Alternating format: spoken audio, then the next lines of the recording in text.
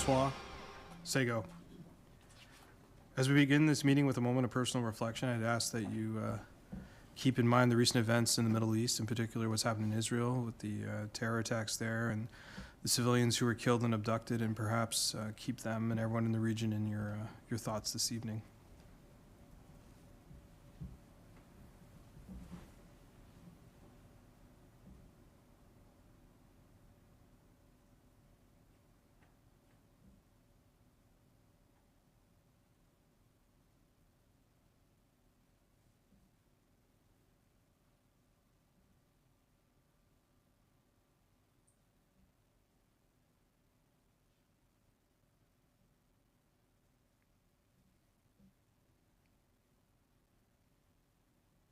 Council Gardner, will you lead us in the singing of our national anthem?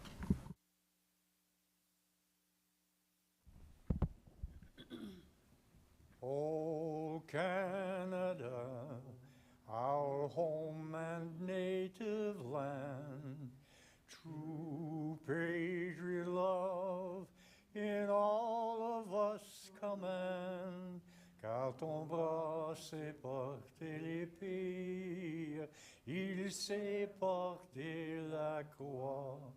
Ton histoire est une épopée des plus brillants exploits.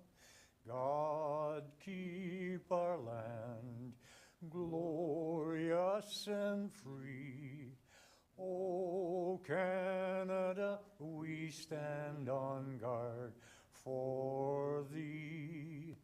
O Canada, we stand on guard for thee. Not bad for a horse. We acknowledge that we are gathered on the traditional territory of the Haudenosaunee peoples, the Mohawks of Akwesasne, the original keepers of this land.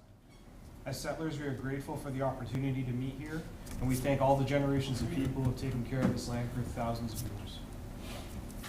Roll call, please, Madam Clerk. Mayor Justin Towndell. Present.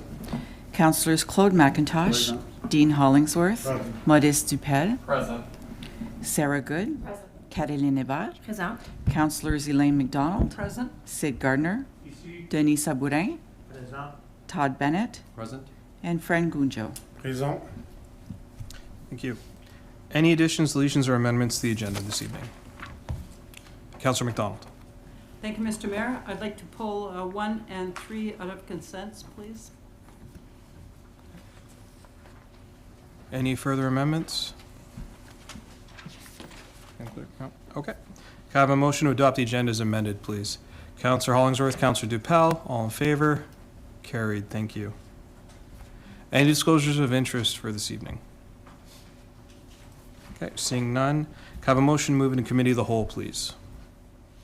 Councillor Bennett, Councillor McIntosh, all in favor? Carried. Thank you. Can I have a motion to adopt the minutes of the meeting of September 25th? Councillor Gardner, Councillor Good, all in favor? All in favor? Carried. Thank you.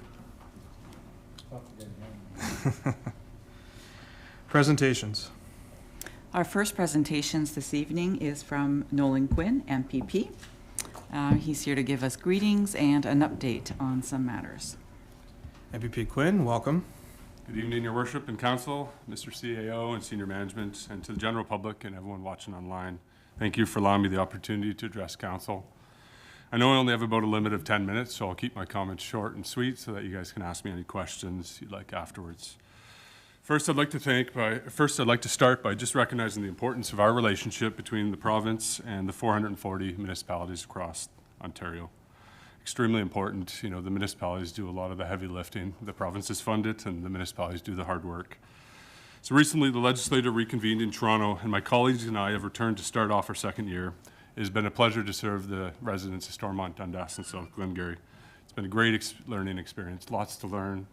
And as my federal counterpart will say, it's like drinking out of a fire hose. You just kind of learn to accept it.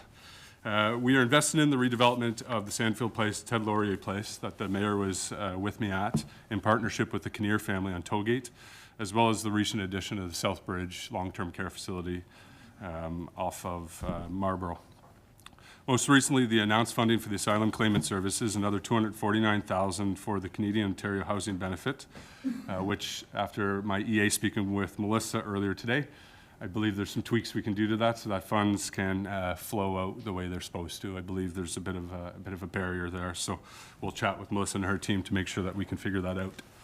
Today, we also announced $120,000 for the Cornwall Police Services Mobile Crisis Response Team, or MCERT, as it's well aware in this room. This has been a proven resource across our province and community like ours.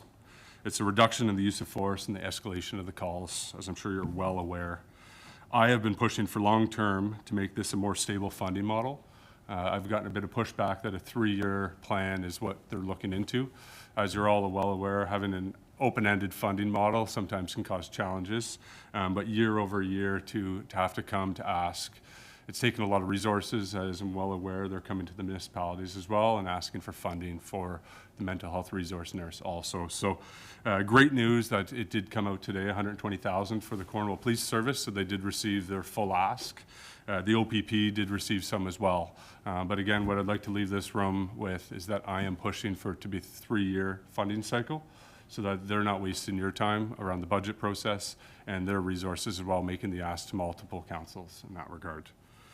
On top of a recent announcement of $300,000 for all 3 local police forces, with $100,000 going towards the Cornwall Police Service for anti-human trafficking initiatives. This is well needed. Again, I don't need to tell this group, but the 401 corridor is one of the most trafficked corridors in North America. So we do have challenges based on where we are geographically. And my minister, Minister Parsa, for the Minister of Children and Community Social Services, came down and did a bit of a tour of Baldwin House and Victim Services, as well as a few other locations, Naomi House up in Winchester and a few other spots. And he was taken back by the amount of human trafficking that goes on, especially when we went to Baldwin House and the stories that he heard of them circling the building and intimidation tactics that are there. So I know that this funding will go a long way for the 3 police forces, Cornwall included, OPP and Akwesasne as well. Which leads me into my private member's bill, Aaron's Law, which actually just went up for second reading last week. And I think this is a great time to speak about it. This is my passion. Anyone that knows me knows that I've been part of the Children's Treatment Center for onwards of 6 years. Prior to that, though, a big supporter of the center and the work they do. Aaron's Law comes from Erin Marin, who is a sexual abuse survivor as a child, and she was in Cornwall in 2015. She spoke at the breakfast, and I think at that time it was a record for the amount of people at the breakfast. There was over 600 people, and her words resonated with me. Now I have 3 young children of my own, and that has been one of my commitments that I made to her and to the worship's father, Angelo, as well, that if I got elected, that would be one of my main priorities, getting elected on my side projects that I'm going to work on. So Aaron's Law has 3 pillars to it, and one of them, Aaron's Law will bring about age-appropriate education about child sexual abuse from the ages of K through 12. Our school system does do a great deal of curriculum on the trafficking side of it, but we don't do as much on the prevention side. So with Aaron's Law, it's going to ensure that every year from K to 12, it's included in the curriculum, not only for the students, but also for the teachers and all of the educational assistants and custodians and everyone that works in the school board system, which again, I don't know if that had been a piece that had been included in the past, to include the custodians, include everyone that works in the school board setting. And then the third pillar, and this is one that definitely has not been part of our education system, is to inform the parents as to what to look for. So it's 3 pillars of Aaron's Law, and it's going to be, hopefully, as long as it gets all the support at committee, September 2024, it will be law in Ontario to be taught from kindergarten all the way to grade 12 in public education. So that's something that I will wear my hat on, and hopefully that is my legacy. As I just implied with the human trafficking that goes on and the funding that we're providing for it as a province to the police force, as well as some mental health funding as well. Most trauma leads to addictions, especially childhood trauma is one thing that I've unearthed. Most of you are aware, my wife is a teacher as well. She teaches at Central Public down the road. And one of the things that resonated with her speaking to me is that during the pandemic, with students being taught from home for on and off for 3 years, The one thing that hasn't actually risen to the top is abuse being reported to CAS. Most abuse cases do go through the school system, and it's teachers that are reporting it. So I do believe Aaron's law is very timely, with it coming into law hopefully in September 24. Again, linking it in with the human trafficking that we do have here to set our next generation up for the building blocks for success and safety, I think is extremely important. So we just had the AMO conference. At AMO, I wasn't able to go to every delegation that we had, but we did have a few. One of them was with the Associate Minister of Transportation, who's now been shuffled into long-term care, Minister Stan Cho, for the connecting links in the EA at Brookdale. From what I understand, that one went over fairly well. My EA Sam sat in on that one as well. And it was just also thanking for some connecting links that you guys received this year for connecting Brookdale to the 138 as well to widen the Cornwall Center Road. As well as the 2 left turn lanes for Tollgate and McConnell, as I'm sure you're well aware, for the Great Wolf Lodge project. We also had a delegation with the Ministry of the Environment, Conservation and Parks, Minister Piccini, who again is unfortunately not at that ministry anymore. He's now with the Ministry of Labour, Skills Development and Training. But we met for the EA for the Great Wolf Lodge lands, and I sat in on that one, and from what I understand, it was very clear after we left the room that we will support what's needed if there's any hiccups or any roadblocks that come in the way of that one. Which leads me to the last piece, the Great Wolf Lodge. That one, again, don't need to explain it to the people in this room. It's been a high-profile development for Eastern Ontario, which I've been working extensively on, whether it's with the mayor, with Bob Peters, Kevin Lajoie, or working with the 2 executives from Great Wolf Lodge. Have a lot of conversations back and forth.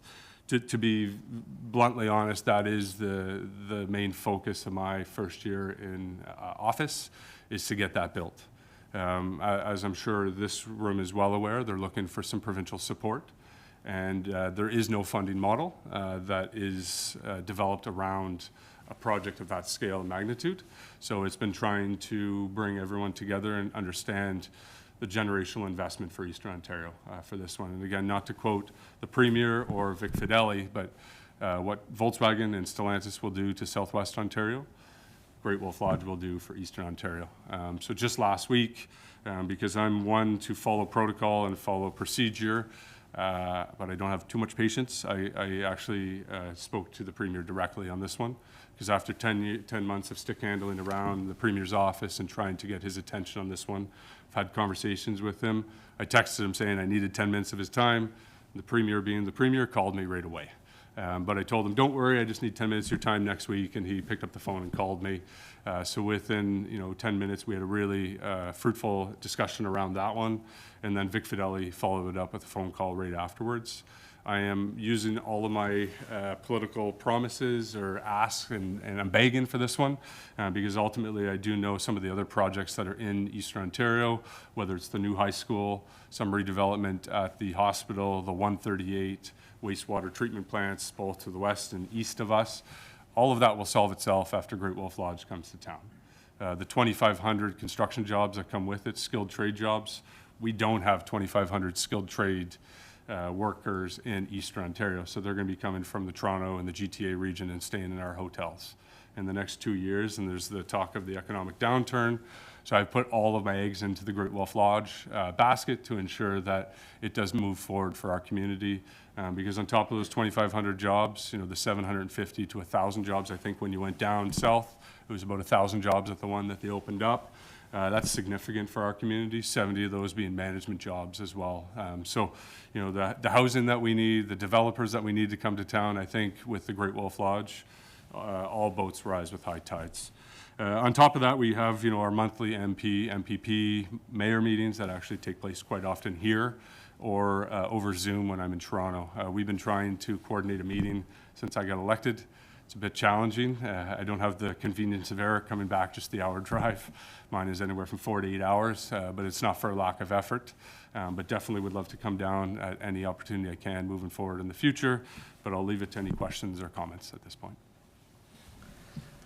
Thank you, Nolan. Before we go to questions, can I just get a motion to receive the MPP's presentation? Councillor Dupel, Councillor Bennett, questions, comments? Councillor McDonald. good work on the Great Wolf Lodge. Keep at it. So it's interesting how many people ask me about it, so I'm really happy that I think there is a reporter in the room. There was? Yes, he is. So hopefully this will get out there in the public about the work you're doing on it, so people will be encouraged. So do you have any kind of a timeline, or, I mean, if not, it's okay, as long as the project is alive. But if you have any kind of timeline that you can see, that would really be encouraging for us too. Well, the last 14 months, I think, since I've got elected, we were always at the end of our rope with this project, and everything is very timely. But I would like to think in the next couple of weeks, based on the 2 conversations I had last week with the Premier and Minister Fideli, that we should hopefully get a response soon enough, and hopefully in the right direction that we're looking for. Good work. Further questions or comments? Councillor Hollingsworth? You mentioned the 138. Yes. City of Cornwall sent a resolution, South Glengarry or South Stormont. I know the previous term of council said we'd like something to happen about the 138. I'm sure if you've driven it a few times, you're aware that it's bordering on terrifying some days. Is there any kind of discussion about, I mean, certainly Grey Wolf Lodge is the hot topic, I agree, but 138 is still relevant for those who commute back and forth. Is there anything going to happen? So the reason I mentioned the Great Wolf Lodge and connecting it to the 138 is ultimately I know there'll be an increase in traffic coming down the 138. We've already seen the increase in transport traffic that comes down the 138. So I live on the 138 in St. Andrews, just beside Moe's Diner, just off the 138.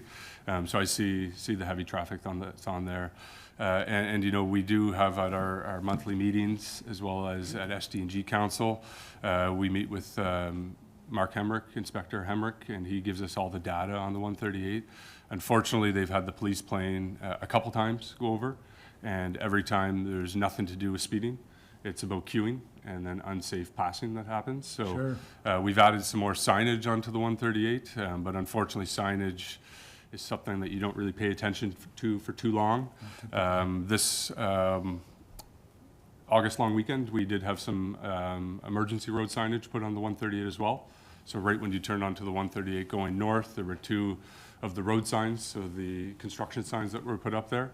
But I know what you're talking about. Is there any construction going to be happening on the 138? Well, something. So right now around Headline Road, they are doing all the groundwork for the roundabout, which will be happening in 2024. There was a delay on paving, which was supposed to happen this year. The previous CAO, Maureen Adams, mentioned that it had been delayed, partially because of our doing. We didn't want to pave it and then know that there would be no expansion of the highway for 20 years. The way I see it, if it's going to be newly paved, we're not getting those passing lanes. And I think that was kind of the general consensus of the working group that we had. But ultimately, to say that it has the traction that it needs right now, it doesn't. I'd be lying to the group here, and I'm not going to necessarily do that. And that's why I'm hoping with the Great Wolf Lodge and then all of the development that needs to happen around the Great Wolf Lodge, it's going to hopefully prioritize it a little bit higher in the provincial spectrum of where the importance are in the jobs. But it's not lost on me at all, and it's been since day one. I've been harping on the 138 in the Toronto area. Again, we've had delegations from the City of Cornwall, we've had delegations from SD&G as well as the Warden, and I believe, Your Worship, you were in on one of them, and Minister Cho, he was Associate Minister at the time, and he commented that he knew about the 138. But all that is nothing until we actually have some traction on it. When I met Minister Mulrooney, it wasn't a hello. When I was going to shake her hand, it was 138 with a big smile. Saying all that, though, we still don't have shovels in the ground. We still don't have any progress, so the job's not done, but it is coming up on radars.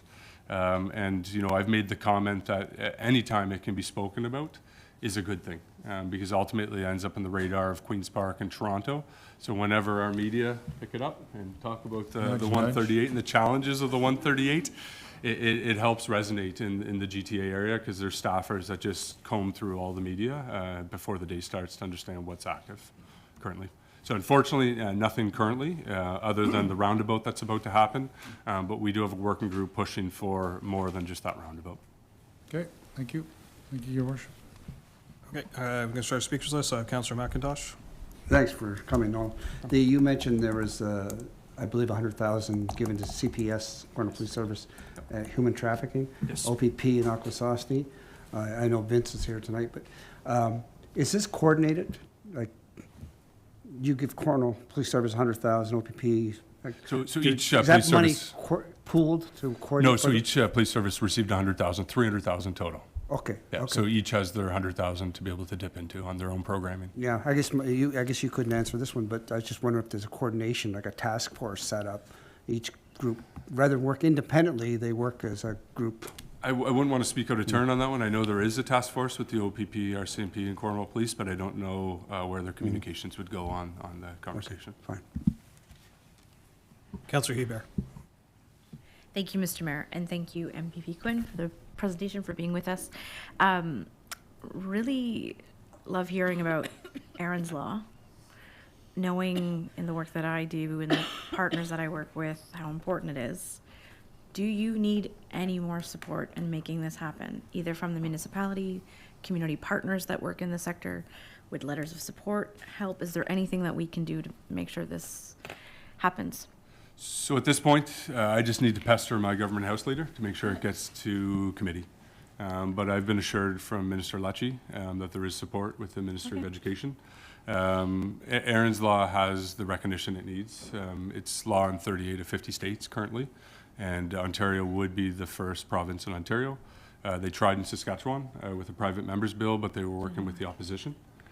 Because I'm in government, private members bills are a little bit more frequent to pass. We have had some opposition pass as well, but I do feel very comfortable with it. But it will be getting the communication out once it's passed, because it's a new law, and ultimately we want the kids to resonate with Aaron's Law. Just in New York State, it took 7 times for them to pass Aaron's Law. After they finally passed it, they took down a principal that abused 39 children over 15 years, and if it wasn't for Aaron's Law becoming law, that principal would still be in his job, still abusing children. There were children as old as 19 that said they would never speak of it, because most child sexual abuse survivors will never speak of their trauma. So to educate them at an early age is extremely important on that one. But I do believe it's got the balls rolling where it needs to be, but it has been an interesting 10 months because private members bills normally would not open up the Education Act. But with the importance of this one, Minister Lecce was okay with that. So. Okay, great. And thank you for bringing forward such a difficult topic that needs to be talked about, but people don't want to talk about and I'll it. thank your worship's father for that. Angelo is a great mentor of mine, and ultimately been to many of those breakfasts, as a lot of us have. And all of the words resonate, but Aaron Marin's words truly do resonate with me. Thank you. Councillor Gardner. Thank you, Mr. Mayor. I heard you talk about Great Wolf Lodge, and I think it's great. The jobs that will create and the people that will end up living here. But you also talk about the traffic on the 138 and 417 that will create. Not forgetting the DevCore project, which will in itself bring, if not 2,000 for Great Wolf Lodge, 2,000 for DevCore. So hopefully when you're talking to the powers that be, that you'll talk about DevCore and the traffic that is going to create. Because both those projects are going to make Cornwall a destination point.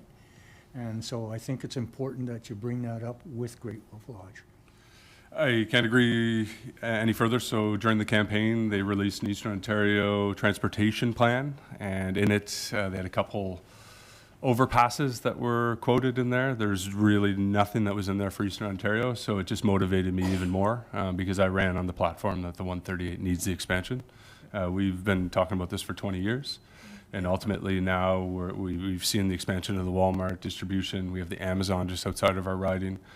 So there's a lot of transport traffic coming on there, but the DevCore and the Great Wolf Lodge are going to put us on the map even more. So I like a good challenge, and ultimately the 138 is that one that probably will take my whole political career, but I'm going to make it happen. Thank you. The other thing is, we had people from the transport department a number of years back, and we talked about the accidents and the traffic on the 138, and that at that time we were told that it didn't warrant expansion.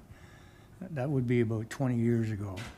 And I said to the person from the transport department, one death is enough to want to take a look at that, because that's what's going on. We have all kinds of accidents on 138, and at that time, they didn't seem to want to look into it.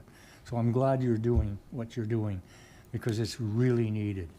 Thank And I'll you, keep Mr. pushing, but on that, Inspector Hemrick does have heat maps of each intersection that are frequently higher areas of accident.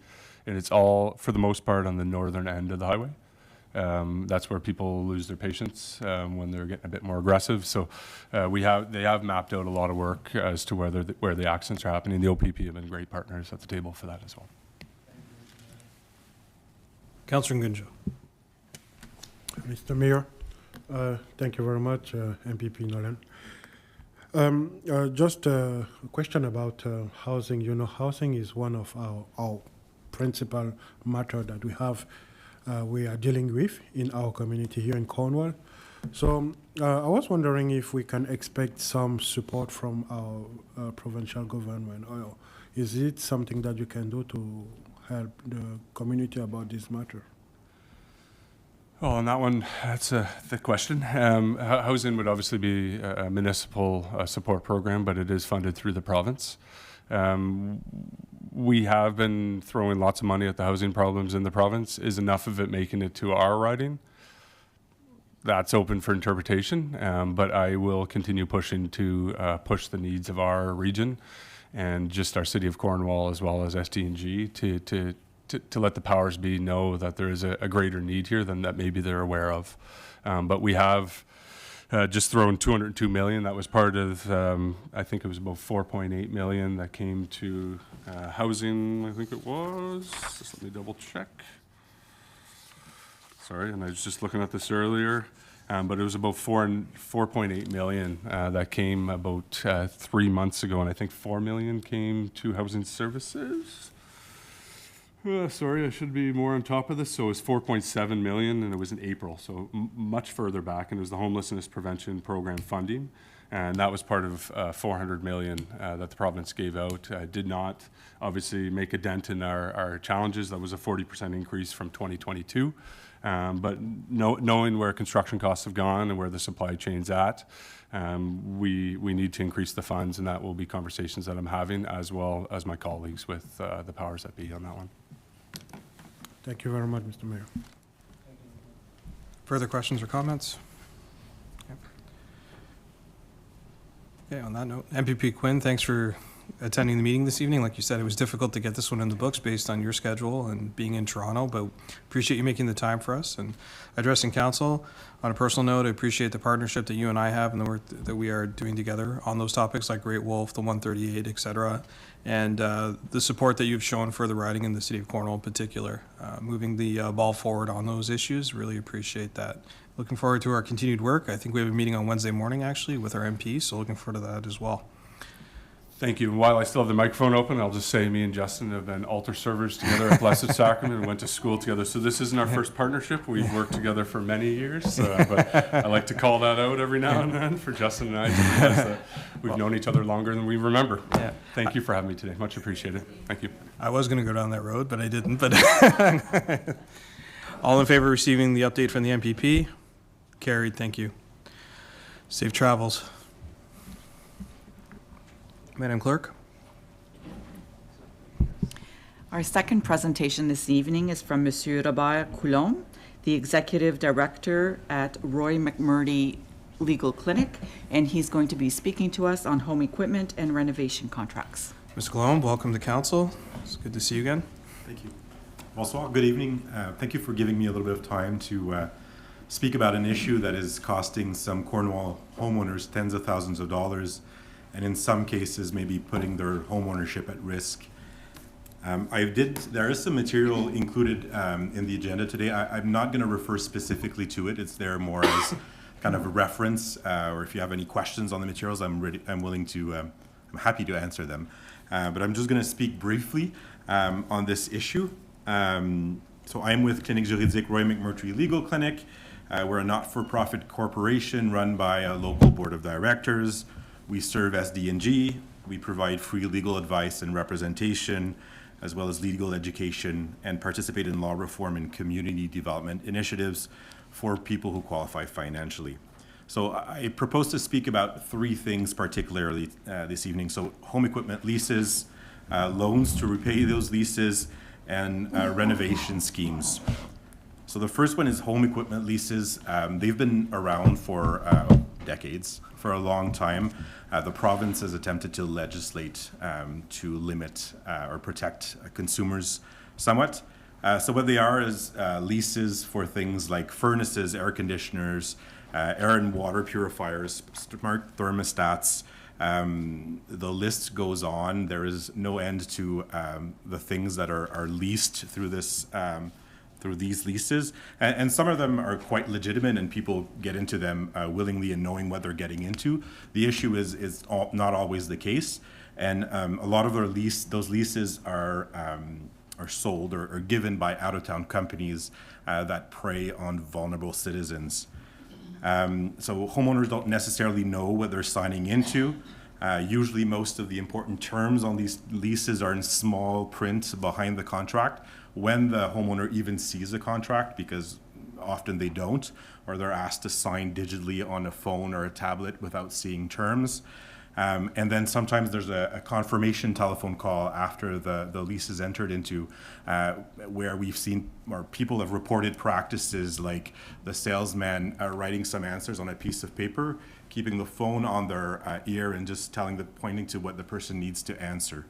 Mostly they've preyed on older homeowners or vulnerable homeowners, but no one is kind of free from that. We've seen people that are quite sophisticated that have signed into these leases, because some of these salesmen are kind of professionals at getting people to sign contracts.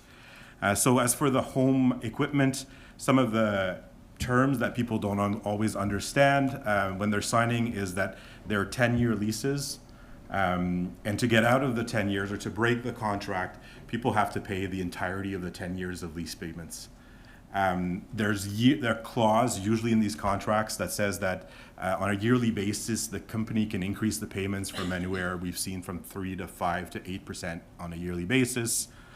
And a kicker is that people don't understand that there's a term that allows the company, and usually it's another company because it allows the company to sell the contracts, and it allows whatever company holds the contract to register a notice of security interest or a lien on the person's property.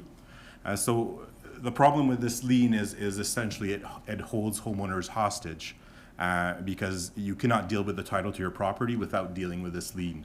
So if you want to sell the property or sometimes remortgage, you need to pay the lien off.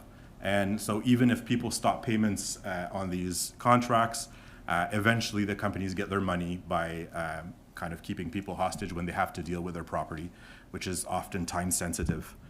So various strategies that we've seen to push people into signing these include promises that there'll be rebates and people will actually save money, representations that these companies are actually government companies that are there as part of some government programs for green energy. We've seen representations that the water quality in Cornwall is not good and that people need all kinds of equipment to filter, or UV devices to enhance the quality of the water. And often people say that the equipment in the people's homes is no longer good and needs to be replaced when it's not the case. So that's for home equipment.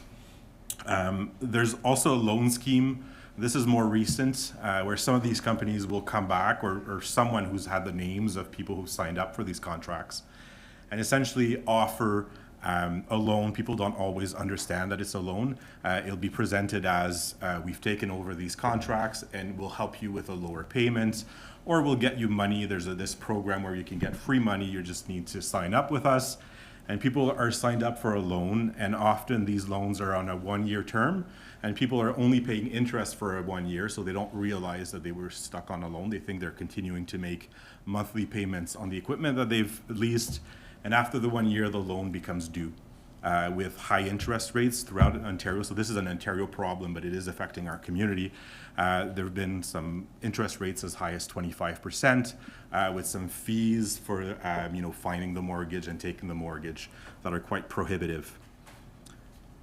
And then another thing that is more recent, we've seen a high uptick of this at the clinic, is the home renovation scheme. So people that had signed up for home equipment contracts are later approached by the salesman who says that they're entitled to free renovations. And people say yes, and they get renovations. Sometimes it's a small bathroom that's renovated with low quality things, pot lights or surge protectors. And they don't know, but a lien has been registered on their property. We've seen amounts ranging from $30,000 to $65,000.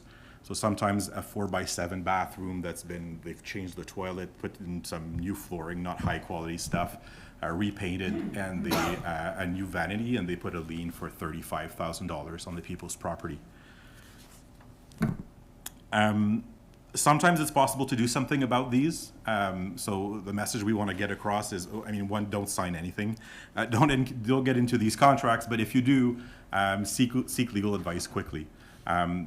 There is a 10-day cooling off period for any of the direct agreements, not for the loans, but for the direct agreements for the equipment and the renovations, where people can cancel their contracts. And there are other arguments that can be made. We've taken some of these to small claims court when we can, and it's sometimes possible to get out of these contracts. But at times of the essence, and people need to act fast. And that's all I had to say and to share with you today. I'm willing to answer any questions that you have.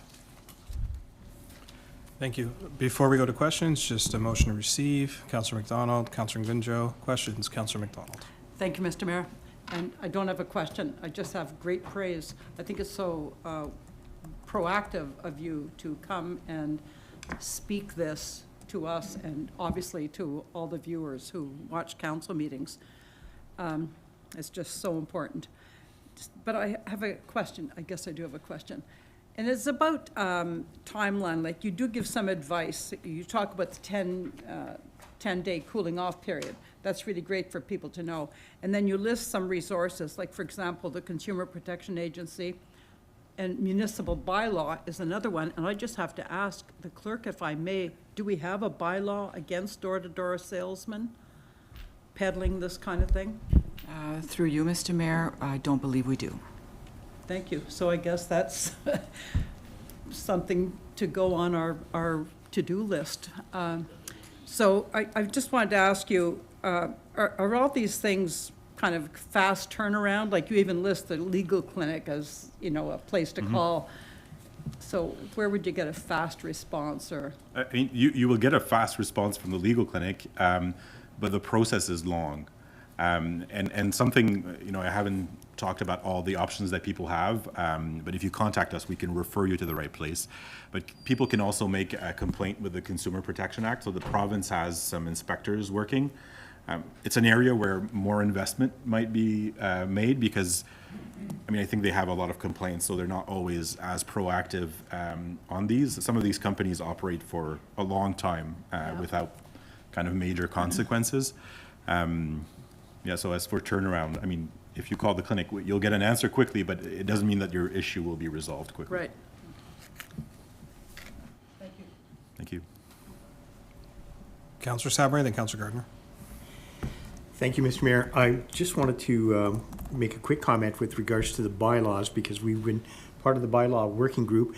We do have a bylaw that addresses salespersons, and I believe part of these traveling type of sales representatives that come into the community for a period of time are governed under that bylaw, but we can get confirmation on that at a later date.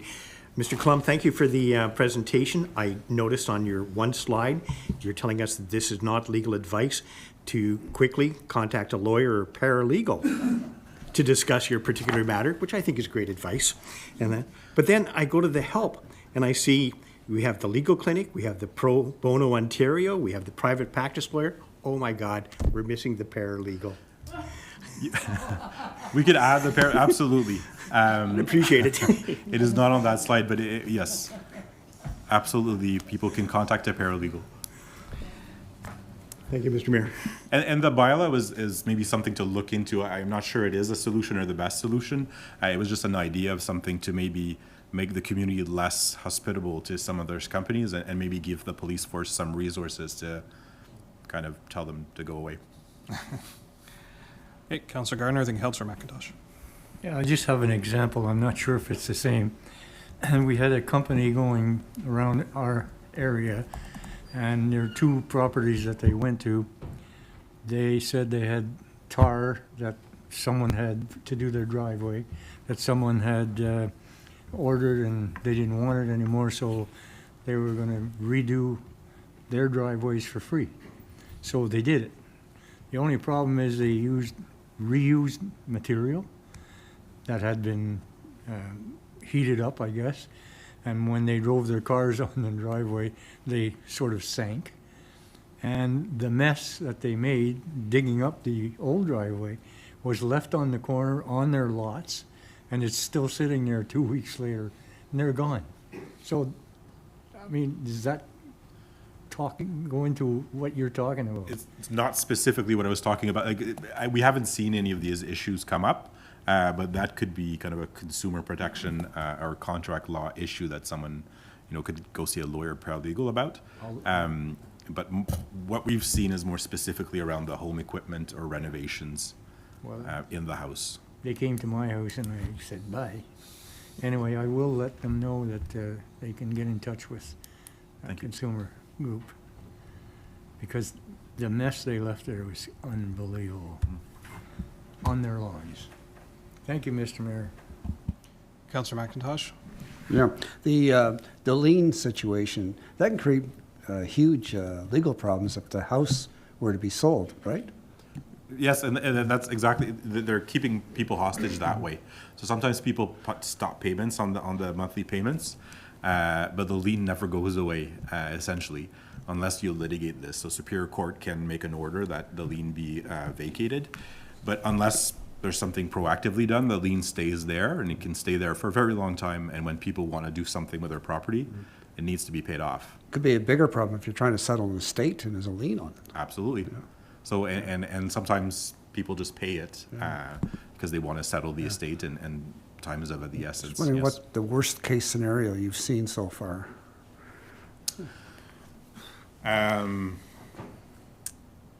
Today, as a matter of fact, someone that had signed 5 or 6 of the home equipment contracts, because they come back, I mean, once you sign one, they'll come back and find new things to lease to you, and was stuck with a over $60,000 lien for a shoddy small renovation to the house, and had signed a loan agreement without understanding it, to kind of repay the contracts.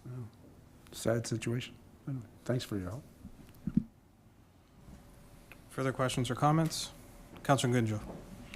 Mr. Mayor, I would just like to congratulate you on the clinic concerning the work you're doing for our community and to protect armed people. So thank you very much. And on behalf of our residents who are served through your work, I would like to say thank you and congratulations. Thank you. Thank you, Mr. Mayor. Further comments? Okay, seeing none, I'm going to call the vote on the motion to receive. All in favor? It's carried. Thank you again. Merci encore. Thank you, Your Worship. Madam Clerk. Consent items start off with a few proclamations. That Council proclaim Monday, October 24th, 2023 as World Polio Day in the City of Cornwall. That Council proclaim the week of October 16th to 22nd, 2023 as Community Health and Well-Being Week in the City of Cornwall. That Council proclaim the week of November 5th to 11th, 2023 as Veterans Week in the City of Cornwall.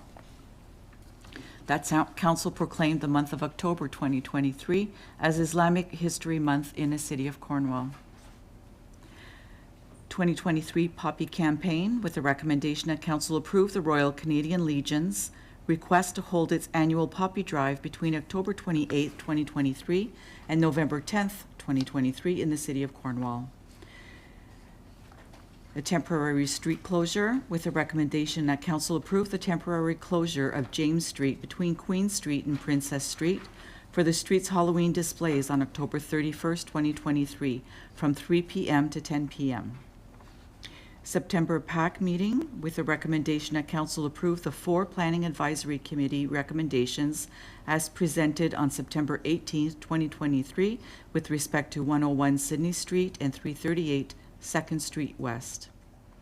And tender 23 T46 out-of-town snow clearing and ice control, with a recommendation that this tender be awarded to H. Moyes Jr. Trucking from Cornwall at the total bid price of $17,515 per occurrence. Motion? Counselor Bennett, Counselor Sabare, all in favor? Carried. Thank you. Reports from unfinished business listing. The first item is incineration waste management strategy with a recommendation that council receive this report. Counselor Dupel, Counselor Gardner, discussion. Counselor Hollingsworth. One quick question, Your Worship. Maybe a couple. And I can't find the page, but in the report, when you talk about incinerators, there's a reference that there are, see if I can paraphrase properly, that there are health or toxins that are at risk to people's health coming from incinerators. Am I getting that right? So, through you, Mr. Mayor, yes, so our research on incineration does show that there is some emissions that are detrimental to human health. However, the actual number or the quantity of those emissions through new technologies that are being employed in the province of Ontario at the Covanta site that we went to in Cordis, they are quite insignificant. So the comparison that we kind of made is that a landfill will emit more emissions in quantity, but they're not as harmful. An incinerator will emit less emissions, however, they are more harmful, and they don't naturally deteriorate or dissipate in the atmosphere as quickly as a landfill emissions would. Okay. Now, let me ask you to kind of give a reference or some kind of, technically speaking, the standard automobile has emissions that are also harmful to my health, correct? And so X number of cars would create so many emissions, and if you were writing a report about the automobile, you could arguably suggest the same thing. Now, I'm not trying to dismiss emissions from incinerators. I don't know a lot about the science, but certainly a valid argument could be made that, you know, cars are also dangerous to people's health based on the emissions as well, correct? Correct. Okay, now, let me ask you this question. I believe the number was 300 to 400 million. Did I get that right? Did I read that properly? Is that what it costs to build an incinerator? Yeah, so through you, Mr. Mayor, and it's a good question because they do cost a lot. The Covanta site in Cordis cost the Durham and York region is about just shy of 600 million. So if we were to do that, you know, that incinerator services about 140,000 metric tons, and it's rated for 160,000 metric tons, but the MECP is only granted a limited quantity that they could actually incinerate there, and they use that full amount. They actually have to cut it off, and they do maintenance the last week of each calendar year. So if we were to do it, you're probably looking at around up 400 probably. They have 2 burners, and you could scale it down to get 1 burner, but you would also be reducing the potential energy that you could create from it. So you're talking, say, 80,000 tons. We're projected to do about 30,000 tons this year from the city of Cornwall for our total waste generation, to put it in perspective. So 1/5 of what you're quoting? Would that be reflected? No, I mean, it doesn't really matter at $100 million. It's still out of our league. But is that safe to say that if you were to build a smaller one, rather than 400 million, you'd only be looking at a measly 100 million? So currently through you, Mr. Mayor, currently the smallest incinerator that Covanta designs is the ones that they have there, but they have 2 of them. So they don't really get any smaller, but we could run one, but you're Right. still looking, we'd have to have around, upwards of 80,000 tons coming in to be able to Right. feed it. So you'd have to get other municipalities, probably are we talking Ottawa's or a chunk of Ottawa to try to generate enough garbage to be able to run this facility? Yeah, through you, Mr. Mayor, that's a great point and great question. Ottawa's council has directed their administration to start sniffing around and looking around for incineration options. So we have, our department has a meeting with their waste management department this week just to talk about, what that could look like in the future. We also have a regional waste management committee with SDNG and the SDNG councils in all the lower tier municipalities. And they're, interested in just kicking the bucket and seeing possibilities. Right. Realistically speaking, it's far better in our interest would be to wait and see what Ottawa does and then offer to potentially get in on some kind of fee for service 10 or 15 years from now, as opposed to, $200 million is out of the, it's not even on the discussion. Realistically, that's probably a more practical approach, correct? Through you, Mr. Mayor, that's my take on it. Sure. From doing the more recent research on the incineration possibility, it is a lot better. The technology's come a long way, so it is quite a bit better than it was, say, 20 years ago.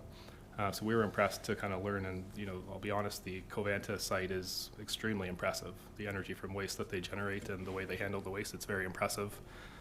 A little bit outside of our price range right now, but again, we're going to look at all options, and when we get closer to looking for alternative disposal options, of course, this is going to be included as one of those options. There's other options too to look at, but this will be one of the ones that we take a very close look at. Partners within the region. Can we get partners within the region? It'll be something that we look very closely at. Okay, thank you. Just a comment, Your Worship. Clearly, I'm not convinced that incineration is bad. I'm not convinced that we should just categorically dismiss it. Certainly at $100 million, it's not even something even if we probably get a little chunk of money from the province, we'd never be able to manage that on our own. So I suppose it's safe to say it's a down the road sort of plan, like considerably down the road. Perhaps our bigger municipality up the street will potentially get on board and we can somehow piggyback onto that if need be. But I think it's safe to say that incineration, us trying to tackle it on our own, at least based on the report and just the discussion, is probably a little out of our league right now. But certainly I'm not convinced it's bury it and let it disappear forever. We'll wait and see what happens when our landfill site runs out of room. Thank you, Your Worship. Councillor Good. Thank you, through you, Mr. Mayor. I wanted to ask about the scenarios that are provided where basically the first scenario is the landfill site closes in 2023 or 2032, sorry. And then if we increase our waste diversion, we could extend that by 2 years, it looks like, but that's assuming that only residential properties move to the organics diversion. And then the third scenario is that we get approval to extend it to 2047. Is there a window in between that, that extension of about 2 years based on a diversion of organics? I kind of hoped it would be more than that. Are we being modest in these assumptions? And if, based on some of the further items, if we're able to increase that diversion rate further, how much more time does that buy us? I mean, ballpark.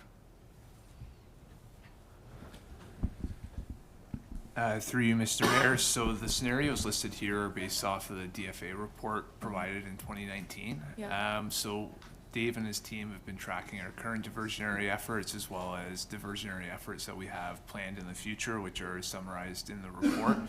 And so right now, what we're trending is that based off of our existing capacity with implementing mandatory organics in the future with 50% reduction in organics, that we're trending somewhere in the 2040s for landfill life expectancy. This was based off of our previous study prior to some of our initiatives, but obviously we've rolled out some of those recently, and we'll do so in by 2025. So I think what we expect right now is that the expected life of the landfill is in the 2040s, as long as we follow the recommendations of our master plans. That's fantastic news. I'm really, really happy to hear that. And I think it shows that, behavior change has a really great impact, and ultimately that saves us tax dollars on what we're spending. One of the things I took note of in this report, and it wasn't substantial, but it was about it seemed like places where they implemented incineration, that the diversion rate reduced. And I don't know if that's just because of the perceived lack of consequence to actually, sorting your waste and properly disposing of it. And while I agree with my colleague in that I'm not totally dismissing this idea, I think it will be nice to sort of see what Ottawa does. And if we get to a point where we're really in a pinch and we need to do something with our waste, I think that's a good alternative. But that in the meanwhile, if we can continue on some of these diversion efforts and really work on building some healthy habits in terms of managing our waste properly and diverting it, both residential and IC&I, I'm hoping that we can push that 2040 number as far as we can. So thank you for this hard work, and I'm looking forward to seeing the education that comes with continuing to push diversion in our community. Any further comments or questions from council? Councillor Ngunjo. Mr. Mayor, thank you. Thank you for this report that I really enjoyed to read. It was very informative for me. But I'm very happy about your conclusion, because you're going to tell me if I'm right. So finally, the perspective for Cornwall is to show scenario 2. Is it right? There's no choosing. Oh, then. Through Mr. Mayor, do you mind repeating your question? Yeah, so because I see that we had 3 scenarios, but we're standing for the second one. Is it right? Through you, Mr. Mayor. So those were 3 scenarios based off a previous report that we had completed that was estimating the life expectancy of our landfill under current scenarios. For this report, what we're recommending is that our current diversionary efforts be continued to be implemented, and then as part of any future environmental assessment to expand the capacity of the landfill, that incineration would be looked at as an option. But we're cautioning that incineration is extremely expensive. It would need to be done on a regional approach. Likely, first priority is diversion. Second priority would be potential vertical expansion of the landfill. But whenever we go to do an expansion of the landfill, we'll complete an environmental assessment. Incineration would be one of the options. It would need to be regional. It would just be an option that would be evaluated as part of the report. Okay, thank you very much. We'll not close the door, but since I know that personally, I know that incineration is linked, it's connected to many diseases where the factories are implemented. I am not hoping that we're going to go through incineration, because this has been historically been connected to very bad news that we know. Especially speaking about dioxin, you know what we're talking about. So I'm not hoping that, I really expect that we're not going to have this kind of facility around our community here, because it's something that can have a huge damage in the health of our residents, on the type of environment that we're trying to build for our community. So I hope that we're gonna never gonna go through incineration. I'm saying that because I'm convinced that sorting our garbage is the solution. New technologies are coming out. We have a bunch of technologies that are very efficient. Sorting plus anaerobic digestion, or sorting plus screw press separation. Those are techniques that are very, very efficient that we can try to check if they fit for our community here. And in plus, those technology can bring or can give us the opportunity to have to produce energy more than what we have in the incineration. So hopefully, I hope that for the next point, we're not going to spend our time discussing about incineration because best technology are now known and developed. Thank you very much. Councillor McDonald? Thank you, Mr. Mayor. Just a point of clarification. I believe the last time Stephen was here speaking about solid waste, he mentioned vertical expansion, and Mr. Fothrop did again tonight. Do we actually have something in the works? Like, have we got an application, or is that simply an idea at this point? Through you, Mr. Mayor, we don't have an active application right now. We have to deal with the leachate mounting issue before we could make an application. We would also have to complete an environmental assessment prior to doing so. But priority number one is dealing with the leachate mounting issue, increasing our diversionary efforts to maximize the existing capacity that we have. And then future would be a potential environmental assessment for expansion, and vertical expansion would be one of those. Yeah. Thank you. Councillor Sabri? Thank you, Mr. Mayor. As some of the other comments made around the table, I am supportive of the keeping the book open with regards to incineration. There's a reference here that there will be opportunities for the city to partner with larger municipalities who do construct incinerators and that. What I'm not seeing, though, is like, how do we make them aware, or how, what's the communication process here? Because you hear in the media about such and such a municipality is looking at the possibility of going the incineration route, and that there might be some regional study, or there might be some initial undertaking to explore it and that. But has there been any communications to us with regards to being able to respond to a preliminary study, or any overtures whatsoever? And if not, how do we make our position known? Through you, Mr. Mayor. So as Mr. Kuhn indicated, we're part of the SDNG Waste Management Committee, so that's where we discuss waste management across the county, as well as the Environmental Services Group has a meeting with City of Ottawa, who are also doing preliminary explorations of incineration. Additionally, I would say that we're also speaking with the private industry as well, regularly regarding advancements in the industry.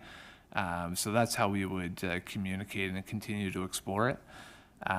But in the future, for any type of expansion, an environmental assessment process would need to take place, and ultimately that would involve stakeholder engagement as well. But Mr. Keown and the Environmental Services Group are constantly communicating with those in the waste management field.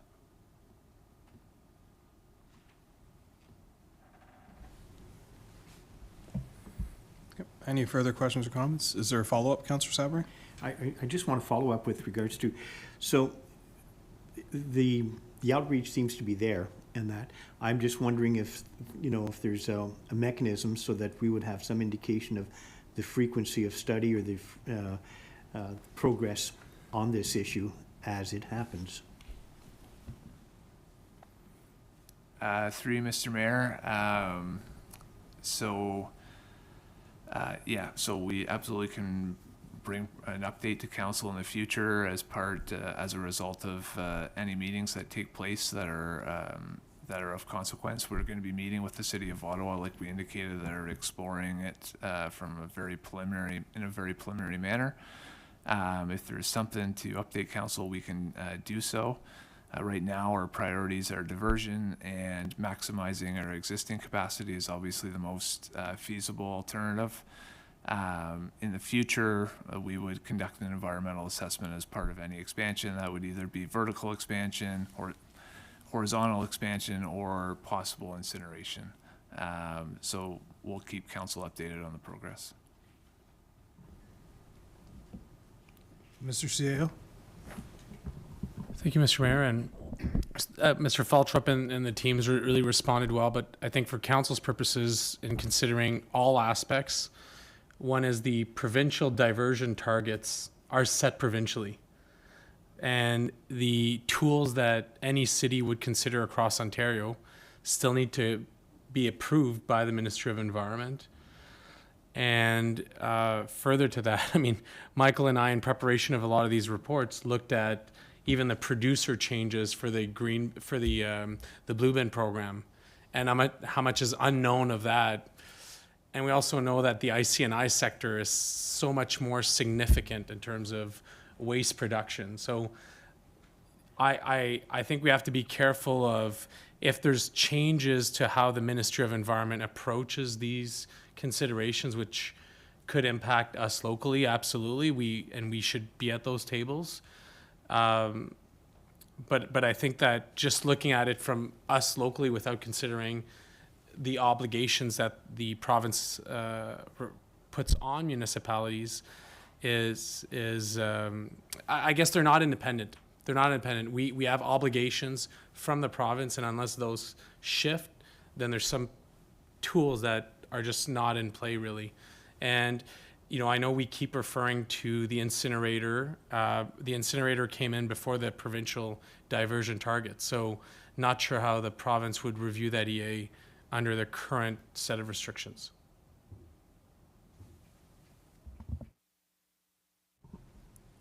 Any further questions or comments on this? Okay, seeing none, all in favor of receiving the report? Carried. Thank you. We are now presenting our unfinished business listing for October 10th, 2023 for council's adoption. Motion, Councillor Dupel, Councillor McDonald. Any questions or comments? Seeing none, all in favor? Carried. Thank you. Communication reports. Our first report is the Cornwall newspaper digitization project update with a recommendation that council continue to support the newspaper digitization project as outlined in this report. Councillor McDonald, are you moving the recommendation? Yes, I am, Mr. Mayor. Okay, Thank you. just ask for a seconder first. Councillor Bennett, Councillor McDonald. Well, I simply want to say this is absolutely important that we do all we can to recoup our history, the hard copy version of it in any case. So absolutely, I urge my colleagues to support this. Thank you. Further comments? Seeing, Councillor Bennett. Thank you, Mr. Mayor. Yeah, I just kind of wanted to reiterate my support for this project that we initially funded back in February. But what I'm curious about is, I want to make sure I'm reading this correctly. We haven't spent the $75,000. This is just telling us where we're at and what the next cost will be, but we're not at that $75,000 limit yet.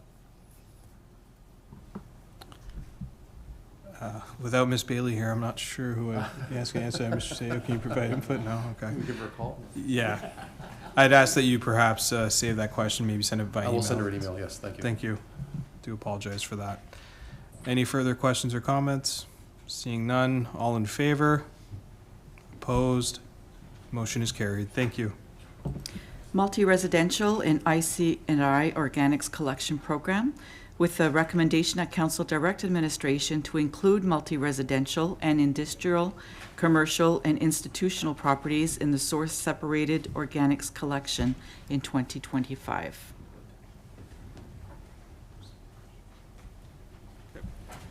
Council looking for direction.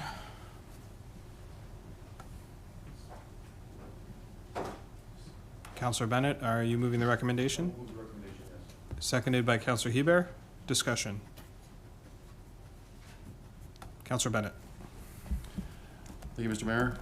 As we just heard, moving to this project. First off, that it's taken this long for us to get to this point is kind of mind-blowing.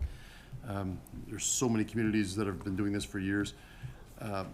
Clearly, we need to do what we can to extend the life of our landfill, and this is probably the single most important thing we can do at this time to make that happen.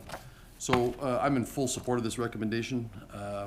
You know, there are some costs involved, but I think in the long run, you know, $1 million for boxes and maybe $100,000 more for the IC&I sector for their collection carts pales in comparison to closing out our landfill early and having to pay for it to just maintain a closed landfill and find another one. It's probably money well spent. I guess my comment there is just that, you know, it's about time we've gotten to this point, and I don't see any reason why we wouldn't do this. Further comments, Councillor Hollingsworth.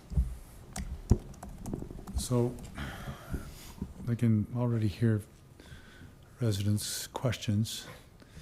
If I do an organics program, right, there's this issue that, and maybe I'm completely off base on this, is that if we do an organics program, how does it look? Like, so I've got a box, I've got a green box, and I put my banana peels and stuff like that into this box.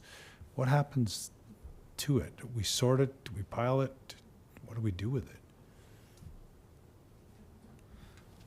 Through you, Mr. Mayor. So we are looking at a number of options for processing, either internally, where we do multiple different processing options, and we're also looking at partnering with third-party places. There's a facility on the 138, and there's also a facility in Ottawa that would take that material. So ultimately, it would be collected at the curb. If we did it something in-house, it would be brought to a processing or a pre-sorting facility, or like if we were to do the co-digestion model at the wastewater plant, it would be pre-processing. If we were to do an in-house aerobic digestion or aerobic composting, it would be brought directly to our own processing facility. And if we were to partner with one of the third-party initiatives, we would have a transfer station to collect the daily organics from the routes that we usually run, put them into a larger 53-foot walking floor trailer, and transport it to the destination facility. There going to be an odor problem? Through you, Mr. Mayor, I don't foresee there being an odor problem. For a transfer station, that example, you don't even need any air scrubbers for it, because you have to put it into the 53-foot walking foot trailer at the end of every day, and then it gets covered there.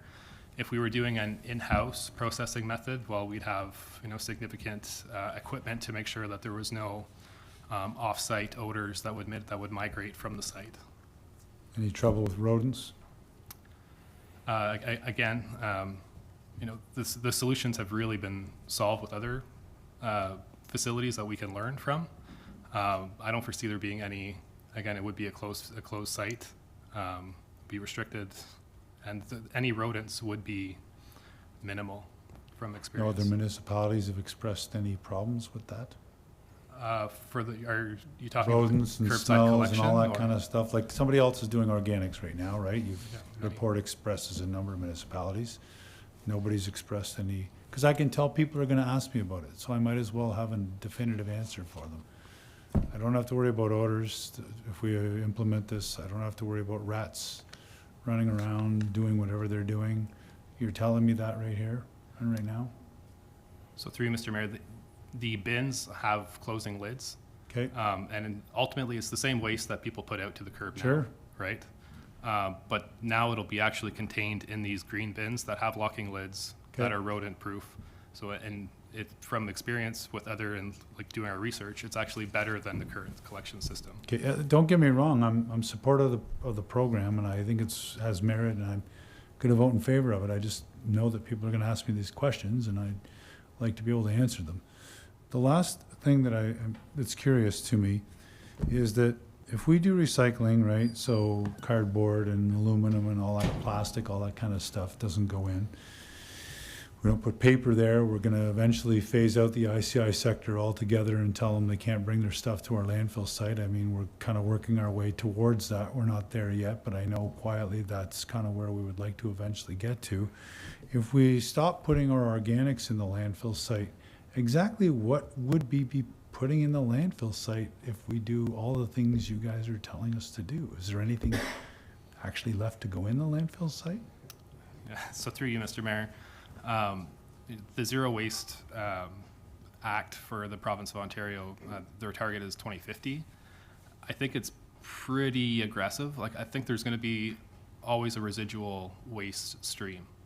There's still going to be waste. People demolish their house, well, there is places like Thomason's in Ottawa that you can actually bring a house to and have it completely sorted, but we're not there yet. So there is going to be waste that can't be diverted. It's just the name of the game right now.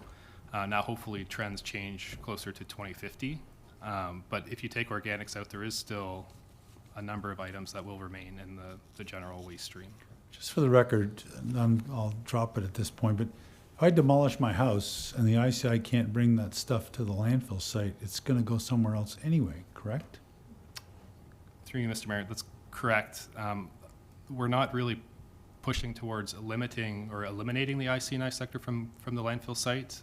We're just looking at to recover the full cost of offering the service. There are municipalities who have, though, correct? Yes, through So you, Mr. Mayor, don't there bring are your some stuff in in? ST&G that don't allow any commercial users to use their landfill sites in ST&G. Okay. Thank you. Thanks for your time. Thank you, Your Worship. Further questions or comments? Councillor McIntosh? Yeah, I'm looking at, maybe I'm misreading this, but if, when we go to organics, at least 50% will be diverted, curbside will be diverted from the landfill. So through you, Mr. Mayor, the province has outlaid Yeah. or legislated us to collect 50% of single-family dwelling organics by 2025. Okay. That is the absolute minimum standard that we have to operate on.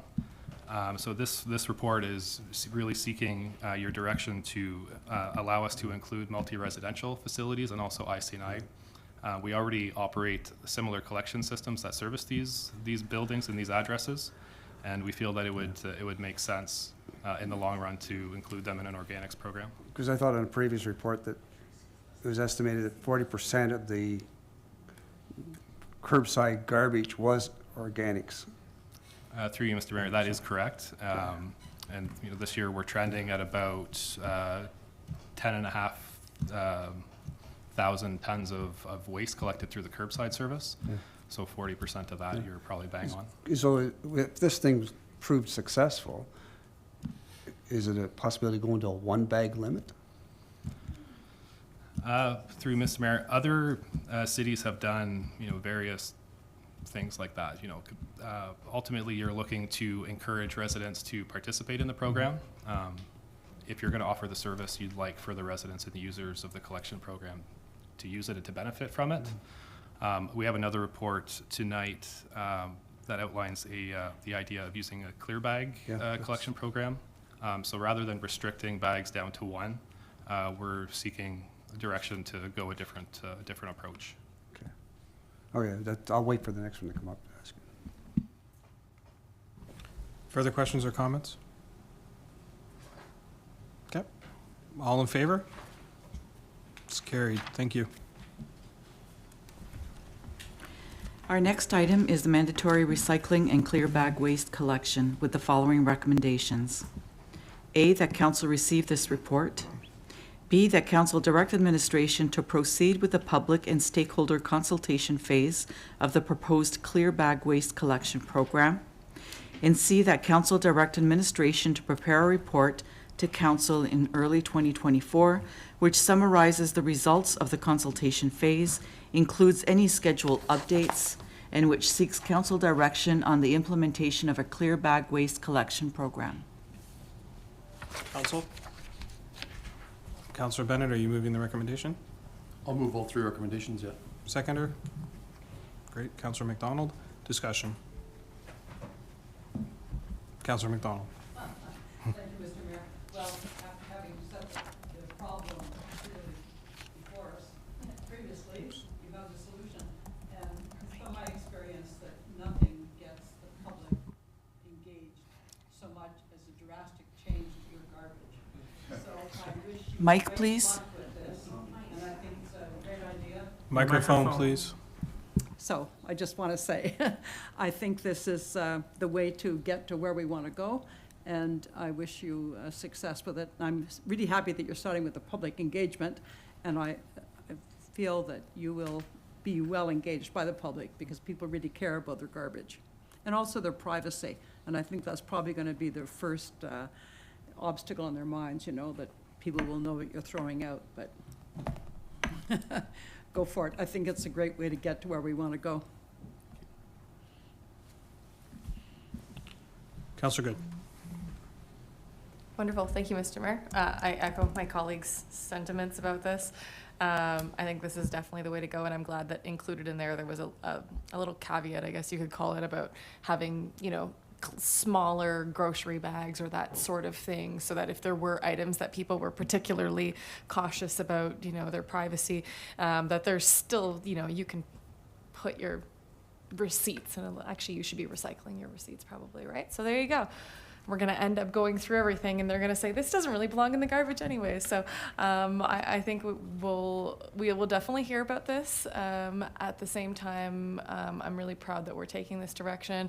And kind of going back to what Councillor McIntosh was saying earlier, what I read in this report as well was that some municipalities have noticed that in doing this, they have been able to do away with their bag limits, which I think shows a lot of promise as well. So I think this is an awesome direction and a really good way to ensure that we have compliance with the recycling for the IC&I sector. And the fact that we're offering the organics diversion as well, I mean, that is something that we don't need to be doing. We're not legislated to do. So major kudos. I hope it goes well, and I'm confident that it will. Ooh, I also want to say there was something in the report about during the soft launch that people who comply get a little gold star sticker. So Councillor Hebert and I will be happily eager to get our first gold star. Thank you. Councillor Bennett. Thank you, Mr. Mayor. You know, when I started reading this report, the first thing that came to mind was privacy. And so I was glad to see that was addressed in there. The other thing, too, that I think is very important is the education portion of this and the public consultation. I think we all remember when we changed over from who was going to handle our garbage back when we went to E360. I think we all heard quite a bit about that. And I think the difference this time compared to that is, it's not that we're changing users, is that there'll be education and public consultation before that happens. And the public will have the opportunity to air their concerns and have them addressed. Once I got finished with this report, I went from being very leery about it when I started to being very confident this is the way to go by the end of the report. So good report, thank you for that. And I'm really happy that we're going to be doing public consultations and some education on this, and that they're going to have chances to, you know, the first time they mess it up, here's your tag, here's why you messed up, second, third time. So, I mean, there's really no reason for people not to get on board with this, considering the way that we're going about it. So, good work to you both. Further comments or questions? Councillor McIntosh, then Councillor Gunjo.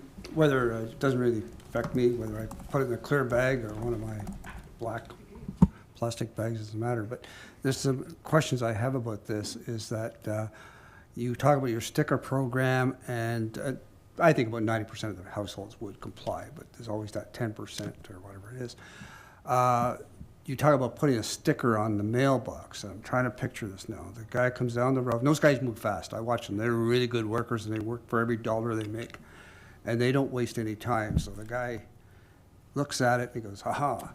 Does he run up and put it on the mailbox? Or does that, we're going to hire somebody to do that? Through you, Mr. Mayor, so we are going to have our whole team working on it as well. There will be opportunities to notify the residents once we have the green bin program too, so you'll have a green bin at the curb, or if they have a garbage can at the curb. It's really a last resort. I agree that the crews move extremely quick, and they're trying to finish a job within their operating hours.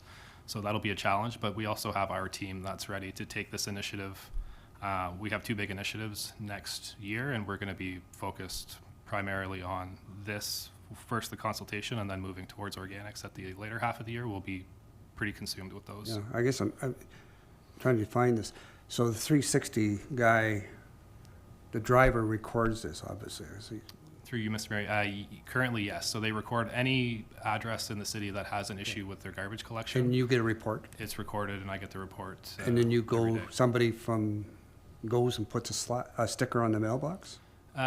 So that's our initial thing. Again, there's going to be quite a few when it starts, and we're aware of that. We're going to be dedicating quite a bit of our resources to getting this consultation out, because the consultation is key. If there's anything we learned from going from a no bag limit to a 2-bag limit, it's that public consultation is you have to do that correctly and efficiently, and you have to make sure that everybody's heard. So we're going to focus our energy and our time and resources on that. You touch on education, that's a big thing, big factor in this. The other thing is, I'm really nickel and diming on this one, but you've got a 4-plex. Whose mailbox gets the sticker? So, through you, Mr. Mayor. So again, we'll have a lot of them. So we'll and we do this currently for some of our curbside bylaw issues that we get. We'll notify all 4, and then typically we will And get they a call. fight it out, who's Well, the culprit? And then we'll get a call saying it's not mine, it's from Yeah. Unit C, and then Yeah. we just deal with Unit C. Okay, But, the 2-bag limit has turned out pretty well, right? yeah, through you, Mr. Mayor. It's been, I mean, it was a big adjustment, and there was a lot of feedback, positive and negative, when we first rolled it out. But I think it's kind of rolled its course, and now it's common and everyone's used to it, and I think it's working very In my well. boring life, I like to drive, and I always look at the garbage when it's out and see who's got 2 bags. I'm amazed. Up in our area, everybody seems to be compliant. Anyway, that's for another day. Councillor Ngunjo. Mr. Mayor, thank you. Please, tell me if I'm wrong. Wait, speaking about collecting garbage, right? Sorting garbage at the same time, educating people about how to sort garbages. And we're gonna have one side organics and non-organics in the other side, is it right? Through you, Mr. Mayor, so that is one of the options that's currently on the table through the BOSMP. Our contract for the recycling portion of with E360 will no longer be used as of January 1st, 2025, also the same time that we're implementing organics. So we're hoping that there's a kind of a possibility to have blue box material come out of our collection system and organics go into it right at the shift of the new year from 24 to 25. Yeah, thank you. So we're considering having organics in one side. Through you, Mr. Mayor, that's correct. Yes. I'm going to join my colleague, Councillor Dean, about some questions. How are you going to, what you going to do with organics garbages, technically? Do you have any way to treat them? What is the perspective? How are you going to do with that? Through you, Mr. Mayor, so we are currently well into our biosolids, organics, and septage master plan. We're working with the consultant very close on a weekly basis. We have a short list of options that we're currently going through right now. I don't know the exact timeline, but we will have the results of that master plan coming back to council, at which time we'll be looking for direction on that. Thank you very much. I would like to tell you that this is very important what you're doing, and I support it 1,000%. So it's very, very important. Thank you very much for this work. But I wanted just to make a suggestion to you. Maybe it's going to count, maybe not. It's up to you. Considering that we have a facility, an anaerobic facility here in Cornwall, that is trading water, wastewater. I don't know what is the maximum capacity of this facility, but maybe you can consider collecting the leachate for the organics and sending it to the pilot plant for anaerobic digestion, and that's going to reduce around 80% of the weight of material that you're going to have. At the end, you're going to have only 20% of solid that you're going to trade through other things. So you can think about that. This can be something that is going to reduce the volume of the material that we're going to treat first. Second, is going to increase the volume of methane that we're producing in our anaerobic digestion. So you can put that on the, discuss with whom you're gonna discuss with, and maybe it can be something that can help us. I think, is it applicable or is it realistic? Through you, Mr. Mayor, so as Mr. Kuhn has indicated, we're doing a biosolids, organics, and septage master plan. Co-digestion at the wastewater treatment plant is one of the options that is being reviewed and considered. So there's a few options. One is, as Mr. Kuhn has indicated, that we have a transfer facility at the landfill and haul to a private facility that is processing the organics themselves through a much larger facility. There is the potential for co-digestion as well at the wastewater treatment plant. Obviously, there's significant cost implications associated with that. You still need a transfer station. You still have to collect it, haul it to the landfill, haul it back, and there's obviously significant improvements that would need to be made. So we're currently going through an evaluation process, much similar to an environmental assessment process, which will ultimately have recommendations on what makes sense for the city. It includes looking at the financial. It includes looking at the impact to the environment. It's basically it's a scoring matrix that you go through to determine which option makes the most sense to the city. It is certainly, we'll absolutely have to build a transfer station at the landfill to handle the organics.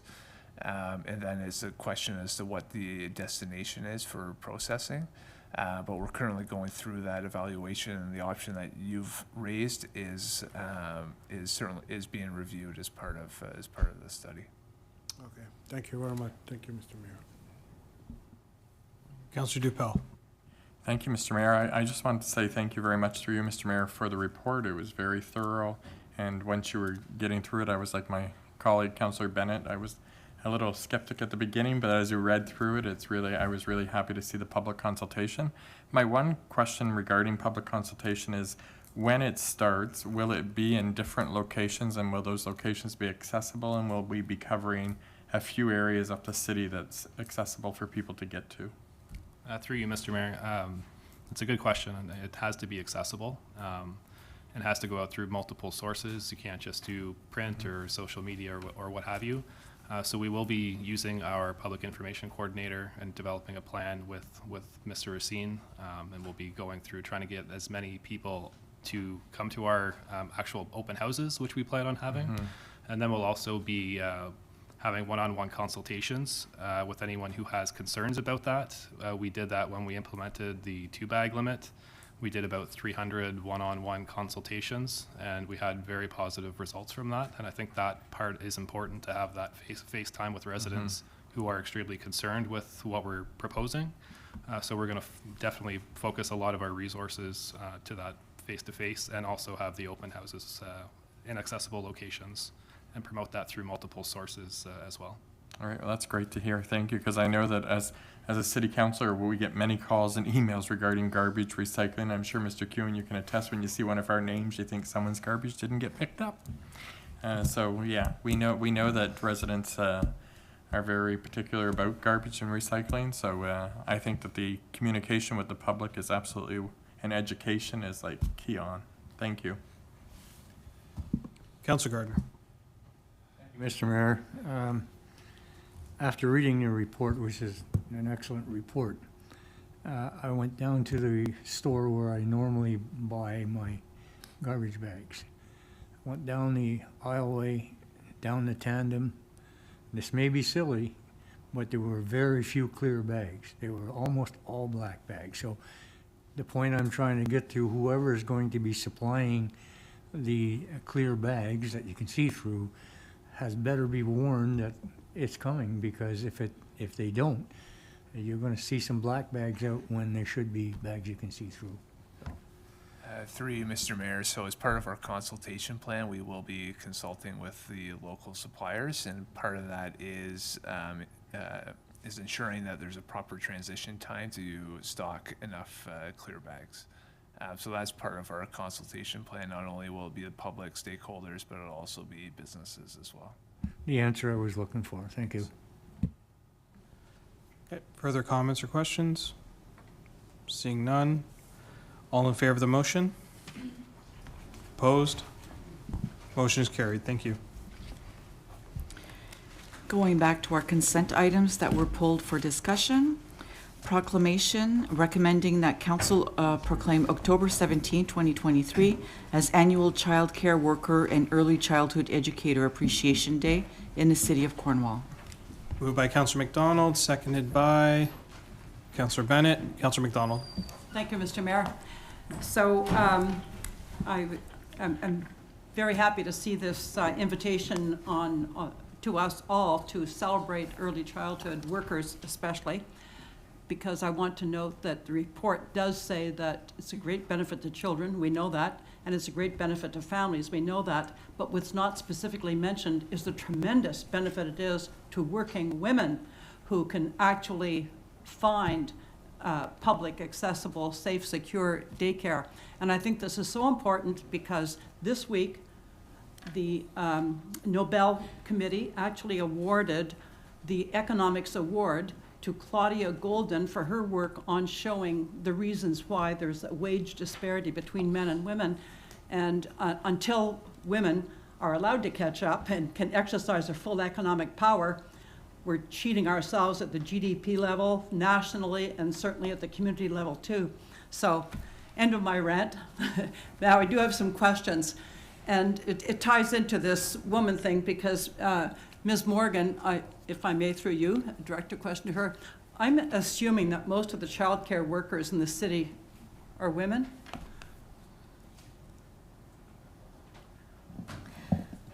Through you, Mr. Mayor, the REC program or the workforce is a predominantly female workforce. Yes, I suspected that. So I'd like to know, what is the training required for an early child care worker qualification? Through you, Mr. Mayor, if they go through the college program, it's 2 years. It can be longer if they go through the diploma route. Right. And what's the average starting wage for an early child care worker? Again, through you, Mr. Mayor, we wouldn't know the private sector that isn't participating in the Canada-wide Early Learning Childcare program right now. So those that contract through our department through that program, the starting wage for those RECs right now is $19 an hour, and there is a wage enhancement program over the next several years up to 2026. And is that because of the federal government support for this program, or? It is primarily, I think it's also to attract more workers or more individuals into that workforce.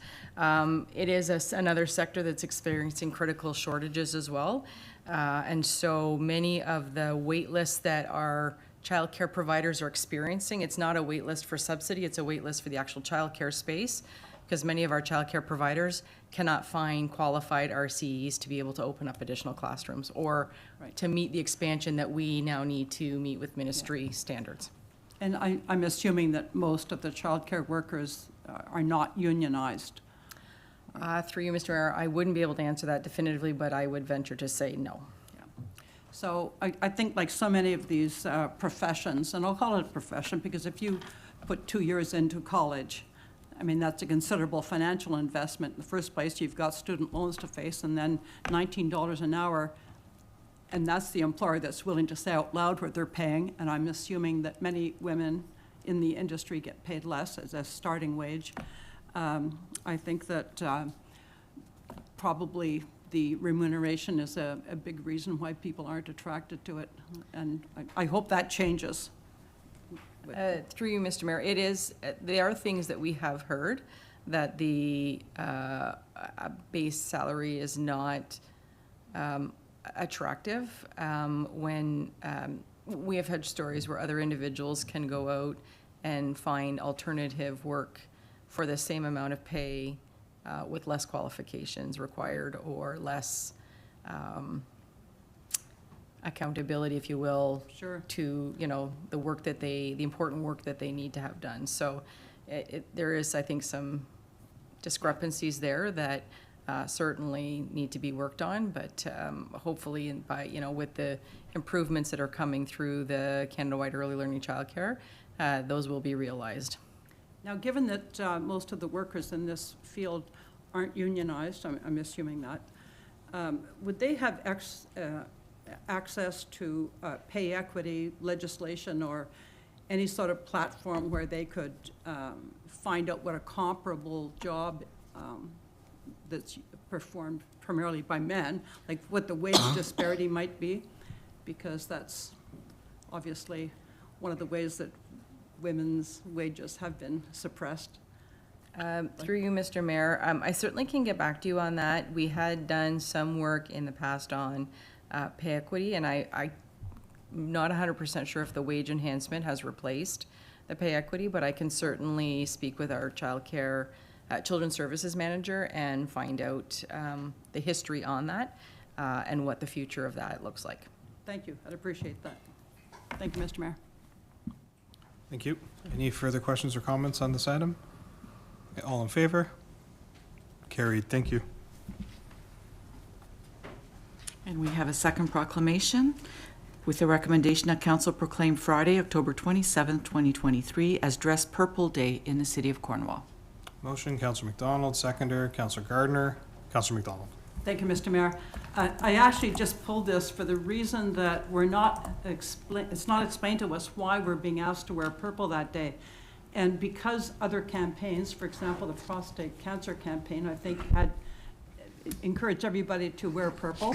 And actually in the childcare documentation, we're asked to have either raise a purple flag or do something like that. So I think that the agency that brought this request forward deserves to have their cause publicized. And that is, it's the Children's Aid Society. And they always are waging this campaign for safer children. And I think it deserves to be spoken. It's just not complete there. So I just wanted to make that clear. But I do have a question too. So in a case like this would be to Mr. Fothrop, Jamie Fothrop. Do we automatically light the clock tower too in the comparable color if we're asked to fly a flag of a certain color or something like that, or wear clothing of a certain color?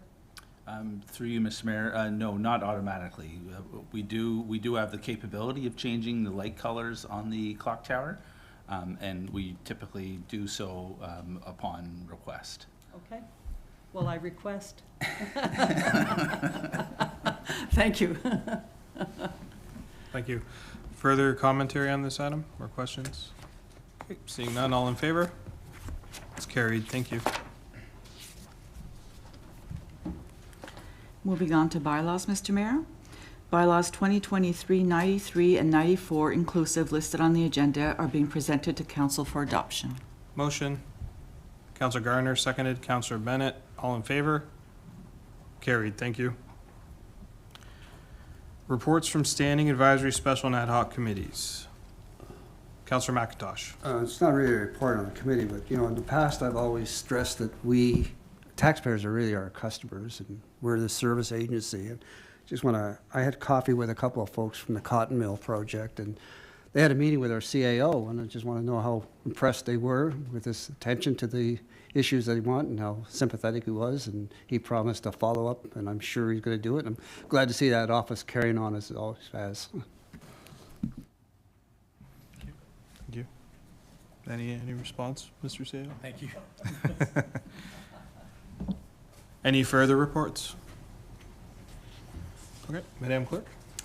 So now we are looking for a motion to adopt our confirming bylaw. Motion, Councillor Garner, Councillor McDonald, all in favor? Carried. Motion to adjourn. Councillor Ngunjo, Councillor Hollingsworth, all in favor? Carried. We are adjourned. Thank you, council, for a good meeting. Good night. Bonsoir.